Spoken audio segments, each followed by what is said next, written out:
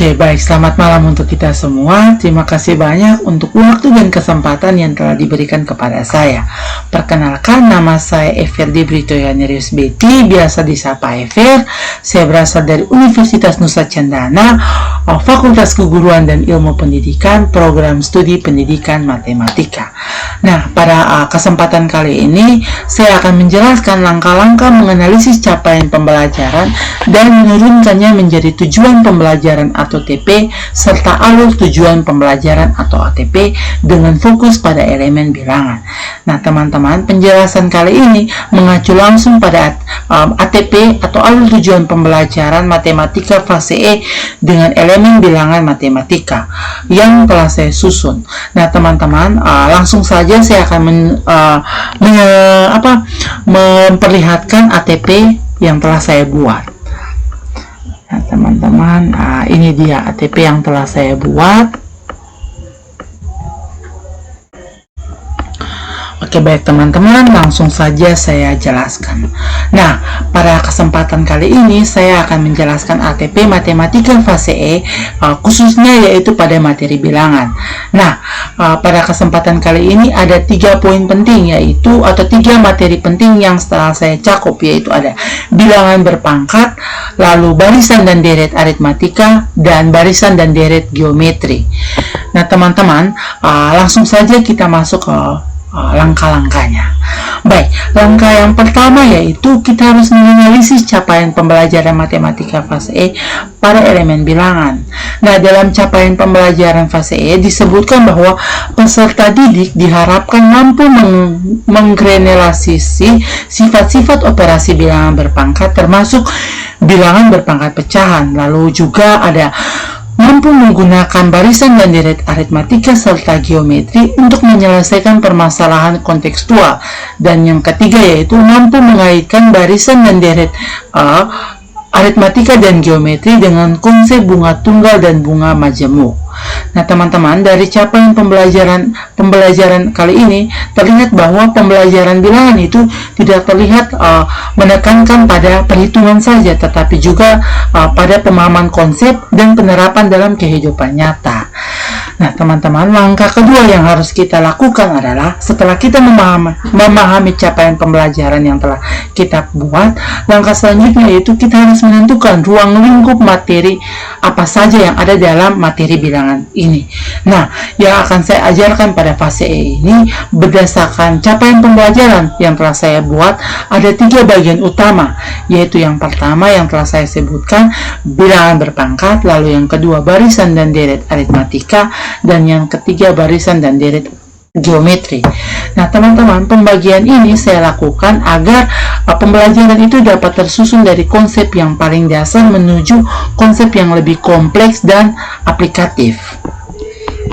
Nah, baik teman-teman, langkah yang ketiga. Nah, langkah yang ketiga atau tahap berikutnya yaitu kita menurunkan capaian pembelajaran ini menjadi tujuan pembelajaran. Nah, teman-teman, mungkin teman-teman bisa lihat sendiri dari capaian pembelajaran yang umum kita menurunkannya menjadi tujuan pembelajaran yang lebih spesifik. Nah, dalam alur tujuan pembelajaran yang telah saya buat ini teman-teman, tujuan pembelajaran pada elemen bilangan itu saya beri kodenya itu ada B1, B2, dan B3. Nah, di mana B1 itu yaitu menggeneralisasi sifat-sifat operasi bilangan berpangkat termasuk bilangan berpangkat pecahan.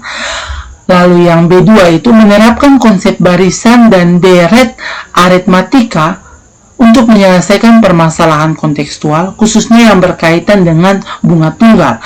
Lalu B3 itu adalah menerapkan konsep barisan dan deret geometri untuk menyelesaikan permasalahan kontekstual, khususnya yang berkaitan dengan bunga majemuk dan pertumbuhan. Nah, teman-teman, tujuan pembelajaran ini saya susun dengan memperhatikan kesesuaian capaian pembelajaran pada fase E. Selain itu juga saya memperhatikan kejelasan kompetensi yang harus dicapai oleh peserta didik, lalu keterkaitan antara konsep matematika dan konteks kehidupan sehari-hari. Nah, dengan demikian teman-teman, setiap tujuan pembelajaran yang saya buat ini menjadi lebih terarah dan mudah diukur pencapaiannya. Nah, teman-teman, selanjutnya langkah yang keempat yaitu setelah kita menentukan tujuan pembelajaran, langkah selanjutnya yaitu kita menyusunnya menjadi alur tujuan pembelajaran atau ATP. Nah, pada elemen bilangan ini teman-teman, alur pembelajaran yang saya susun itu sebagai berikut. Yang pertama itu pembelajaran itu diawali dengan bilangan berpangkat. Kenapa begitu teman-teman? Agar peserta didik ini mampu memahami sifat-sifat operasi dan pola-pola bilangan. Nah, selanjutnya peserta didik itu mempelajari barisan dan deret aritmatika yang berkaitan dengan pertambahan tetap dan konsep bunga tunggal. Nah, setelah itu teman-teman, yang terakhir peserta didik mempelajari barisan dan deret geometri yang berkaitan dengan pertumbuhan berlipat dan konsep bunga majemuk. Nah, teman-teman, urutan ini saya susun secara logis dengan pemahaman konsep dasar menuju penerapan dalam permasalahan kontekstual. Nah, teman-teman, selain itu juga setelah saya menjelaskan semuanya ini teman-teman, ada satu hal yang ingin saya jelaskan, yaitu keterkaitan alur tujuan pembelajaran yang saya buat khususnya pada elemen bilangan dengan pembelajaran yang akan saya lakukan, di mana tujuan pembelajaran yang saya buat khususnya pada elemen bilangan ini saya susun itu menekankan terhadap pembelajaran kontekstual, di mana peserta didik tidak cuma bukan saja menghitung, tetapi mereka juga mampu mengaitkan bilangan berpangkat dengan pola pertumbuhan. Lalu mereka juga mampu menggunakan barisan aritmatika untuk memahami bunga tunggal. Lalu yang ketiga juga itu mereka mampu menggunakan barisan geometri untuk memahami bunga majemuk dan pertumbuhan yang ada. Nah, teman-teman, hal itu bertujuan agar peserta didik ini mampu memahami makna matematika dalam kehidupan nyata. Jadi mereka itu bukan cuma sekedar menghafal-hafal rumusnya saja, tetapi mereka juga mampu mengaplikasikannya dalam kehidupan nyata. Nah, teman-teman, demikianlah sudah penjelasan langkah-langkah capaian pembelajaran hingga penyusunan alur tujuan pembelajaran pada elemen bilangan yang mengacu langsung pada ATP Matematika fase E yang telah saya susun. Nah, teman-teman, melalui ATP ini saya berharap pembelajaran matematika khususnya pada elemen bilangan itu dapat berlangsung secara baik dan terstruktur pada kurikulum yang ada. Nah, baik, demikianlah video yang dapat saya buat. Sekian dan terima kasih.